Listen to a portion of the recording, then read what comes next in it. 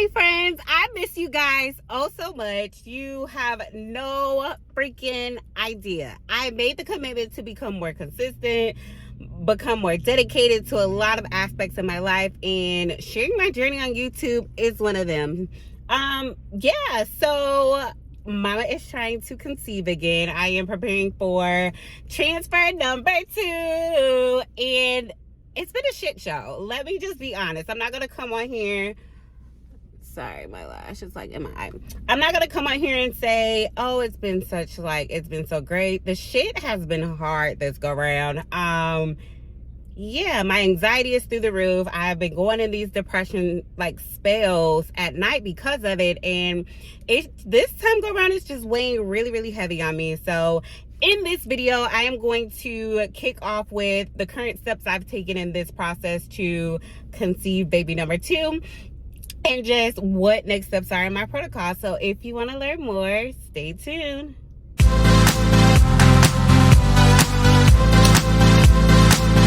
Okay, so Mama is getting her coffee, and then I am headed to my fertility clinic. So let's back this up. Okay, so I have started the journey to conceive for baby number 2, and since having Giovanni, many of you know I battle with severe PCOS, so that comes with a plethora of different symptoms that I experience with hormonal imbalances and, insulin resistance and just kind of irregular periods. So, of course, many doctors say once you have a baby, it kind of regulates your period cycle. Not happening this way. It has not happened for me. I am still irregular. I have been going every other month without a period, or every 2 months it'll skip. And with me trying to prepare for my next frozen embryo transfer, I have to have a period. And so here we are in the month of January. I should have came on my cycle around January the 5th, and no cycle. So I'm like, okay, maybe it'll come around January 15th. That's another, the 15th is another sweet spot where my cycle typically decides to come on. No luck. So I'm freaking out because I'm like, this is gonna prolong my journey. I really need to have a menstrual cycle, and it's not happening. So 1 second, guys, I'm grabbing my coffee.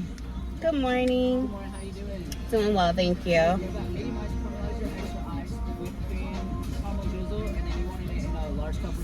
Yes, please. Thank you. 1 second, guys. Solid. Okay. So, many of you know you have to have a period in order to... Oh, my bad. That was quick. Yeah. Hey, would you like a straw? Yes, please. Sure. Thank you. Have a great day. Got Mama's coffee. Oh, guys, Dutch Brothers. Side note, so Dutch Brothers is now in Texas. I lived in Portland for a little over 3 years for work, and Dutch Brothers is everywhere in Oregon, everywhere in Washington. I love me some Dutch Brothers, and they opened one not even 5 minutes from my house.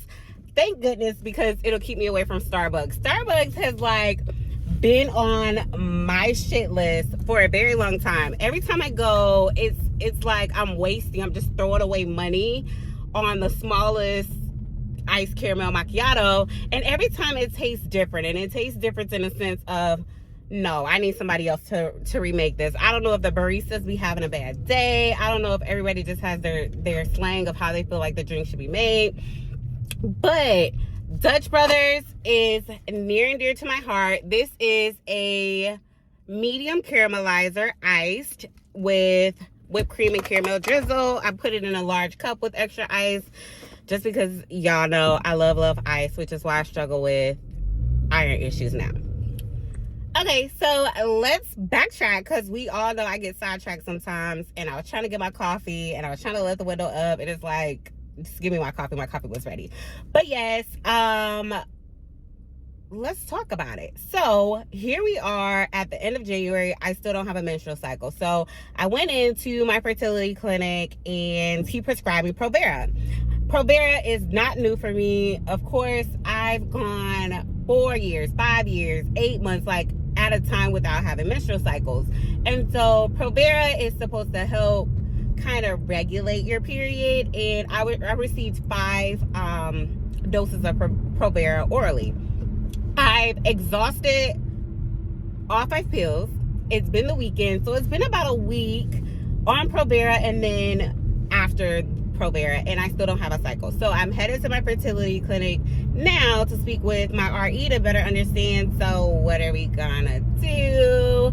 And honestly, he stated he probably is gonna prescribe something else for me to try to kind of kick off my period, and or conduct lab work to kind of see like what the hell is going on. Nonetheless, with being on Provera, I always experience symptoms like I'm on my period. So I have the extreme back pain, I have like the extreme cramping, like my boobs are swollen. So it's like, I think it's coming, but I've been feeling like this all month. So I think it's just me. I don't freaking know.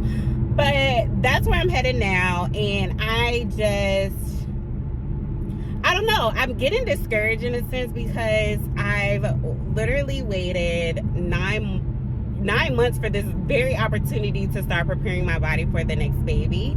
And you know, you get your hopes up, you get so excited, and then like I said previously, life doesn't go as planned. You have to be able to deal with ambiguity and pivot as need be, but it's not as though this shit is easy. It's not to say that the shit is hard. Like, I have been battling extreme anxiety. I've been going in my depression spells because I'm like, I just want my body to do what it's meant to do, which is I just want my body to have regular menstrual cycles each month.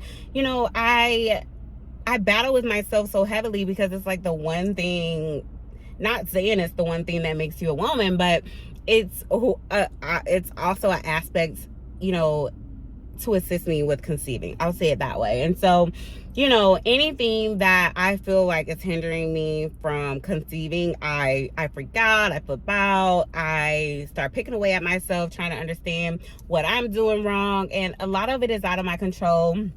And I understand that. But again, I'm human. I'm flawed. I am my worst critic. And then I'm my worst own competition. So, yeah.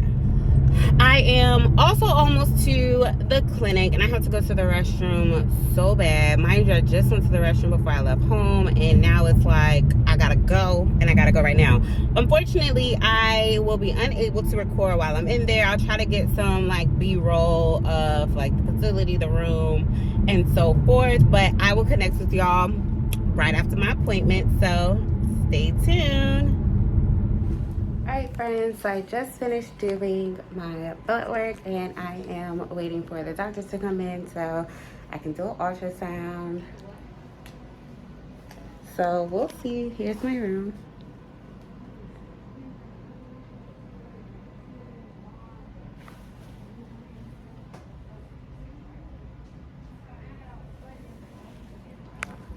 And it's safe to say I don't miss Wanda. Don't miss it. Do my first round of IVF, I did tons of vaginal ultrasound. So here we go. And I wore my lucky shirt, strong mom in the making. Okay friends, so I am back from getting my blood work done. Y'all will never believe what happened when I went in there to do my urine test. What do y'all think happened to me when I went to do my urine test? Just give me a wild guess. What happened?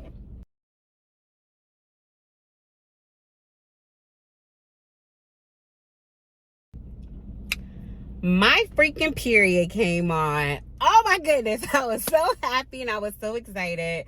I was like, oh, finally, like, freak. I have been waiting for you for over 30 days. Like, ma'am, get it together. So my cycle came on. I'm so happy about it. And it's still perfect timing. It's still perfect timing because when your cycle starts, they want to do blood work while your cycle is on, and they want to do a vaginal ultrasound. So I was able to get all that good stuff done. I was able to do my urine test, get so much blood drawn, and then the vaginal ultrasound. Y'all, let's talk about the vaginal ultrasound. I do not miss that ultrasound. Like, I feel like when I was undergoing IVF, I had to get a vaginal ultrasound every other day. Literally every other day. They always all, down there. But the good thing is my uterus looks great.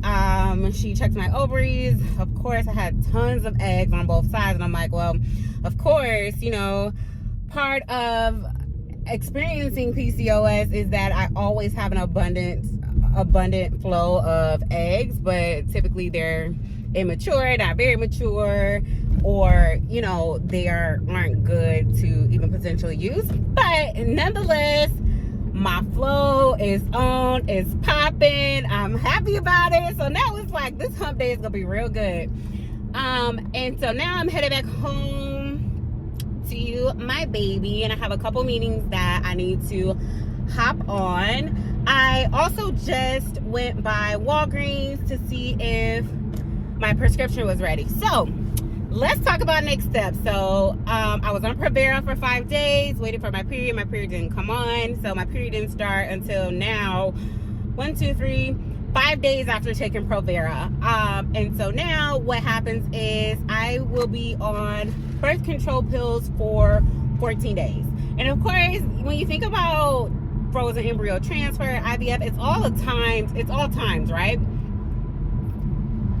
So my RE will be on vacation. So typically the way that this would have gone is I would have only been on birth control pills for 7 days. But because my doctor is going to be on vacation, I'll be on birth control pills for the full 14 days. And on the 14th day, that's when I will stop taking the birth control pills, and I will get the water. I call it the watergram, where they insert, they do the vaginal ultrasound, but they kind of insert, I don't know if it's like a balloon or something, and it bursts, but that's really just to check my tube flow and make sure there's no cysts and things like that. Really non-invasive. It's not painful at all. So I'll do that, and then we'll talk about next steps then. But I'm super excited. My prescription was not just ready at Walgreens, so I'll go back later this evening after I've finished work to go pick up the birth control pills to get started.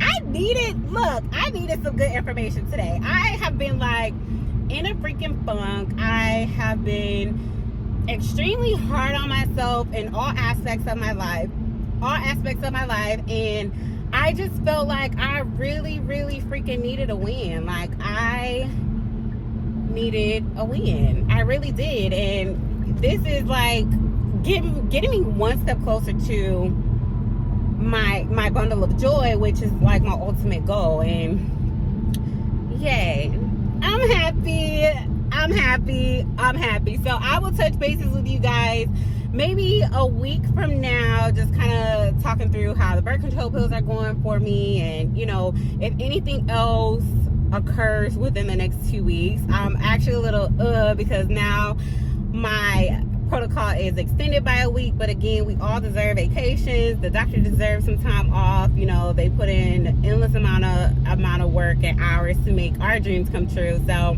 I hope he has an incredible time. And I know you guys are saying, why is she now saying a he? I actually am with the same clinic. However, my clinic Aspire they have integrated with Houston Fertility Clinic. So now instead of being called Aspire Fertility, it's called Aspire Houston. Oh wow, it's so foggy, guys, and I don't know what just came off that truck on my car. But instead of being called Aspire Fertility, it's now called Aspire Houston Fertility Institute. So it's called Aspire HFI. So instead of seeing my previous RE, she's in the downtown area. I still wanted to really stay in my area just because a lot of these visits have to happen during the workday. So I needed to be able to go somewhere that was less than 10 minutes from my house and get back home so I can get back to work. Plus, Giovanni is unable to come with me, so you have to take in consideration me finding someone on care to look after him while I do these appointments. So this is just so much easier for me. My new doctor, he was actually one of my top 3 choices when I started my IVF journey almost 2 years ago. And yeah, I'm happy with him. I will do a separate video just of who he is, and what made me decide him and so forth. But y'all, yeah, girl, I'm happy. I'm happy. Today is just going to continue to be an incredible day. I appreciate y'all for the check-in. Again, this is video 1 of many to come on Alicia's journey to baby number